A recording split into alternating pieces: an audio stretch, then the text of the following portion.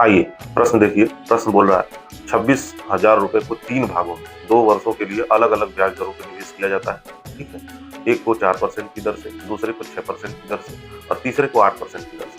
तो तीनों को जो है कि ब्याज क्या मिलता है 2 वर्ष के उपरांत समान मिलता है। तो बताइए कि पहले भाग पे दिया गया जो धन है वो कितना है। ठीक है, तो यानी इसमें क्या हो जाएगा, पहला भाग पहला गुणे 4 गुणे 2 बराबर 13/100। दूसरा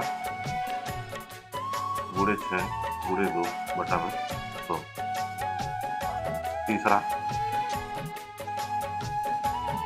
गुणे 8 गुणे 2 बटा में 100।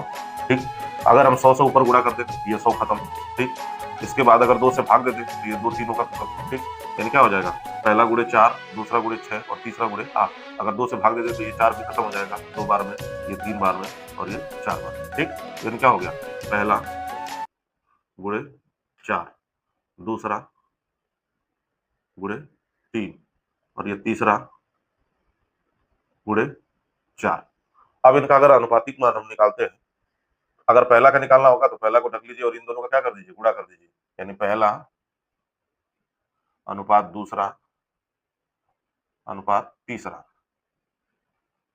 पहला का जब निकालेंगे इसको ढक के इनका गुणा करेंगे तो 3 चौको 12। दूसरा निकालना होगा इसको ढक के गुणा करेंगे तो 4 चौको 16।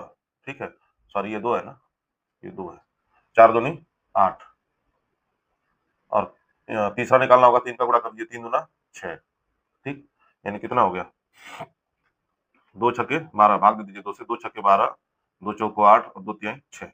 इनका अनुपातिक मान निकल के आ गया 6, 4 और 3। अगर इन तीनों का योग कर दिया जाए तो अनुपातिक योग इनका कितना हो जाएगा, 6, 4, 10 और 3 13। तो जब अनुपातिक योग इनका 13 आ गया, अब पहला भाग पूछ रहा है यानी ये वाला भाग पूछ रहा है, तो रुपए कितने हैं, 26,000 रुपए। पहला भाग बटा में इनका जो योग है 13, 13 दूना 26, 2000 में 6 का गुणा कर देंगे कितना हो जाएगा, 12,000 रुपए। यानी पहला भाग आपका कितना है, 12,000 रुपए।